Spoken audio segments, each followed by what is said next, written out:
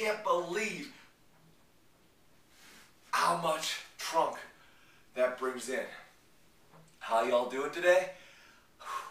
Doing some overhead presses while locking in my trunk. Pillar stability. It was a big thing, and we all know now that the role of the trunk is stabilization. It's not dynamic movement. It's not making our trunk flex, it's stabilizing. And the more effective our trunk becomes at stabilizing, the better we function. So, pillars are great, but you know what? They get boring. So, I like to go ahead and bring bands into my exercises. And the nice thing about it is I can do pillar training while I'm doing some upper body training. Here's a perfect example. Overhead presses. Now you can't do this with a dead weight, but because the band is a horizontal vector, you can easily go ahead and knock this exercise out. Lock yourself in. If your feet are tight, it's going to be more challenging. Put this hand back and get it right underneath.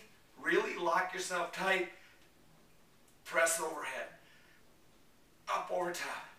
To switch, just take it around behind, back here, lock in, tight, press overhead. Make sure you're pushing all the way up. Don't go ahead and go halfway. Press. Feet tight. Makes it that much tougher. Feet apart gives you a better chance. If you got to drop your knees, drop to your knees. That's your progression for this. So start with knees, then go to wide feet, then go to narrow feet. Overhead pushes. Now, I'll let you in on a little secret. You can do this in a very small space. So you don't need a lot of space, and guess what? You don't need a really big band because your trunk is working so hard, the primary muscles are going to have to work even harder. Therefore, a small band is really all you need. That said, let's go ahead. Let's try getting this going again.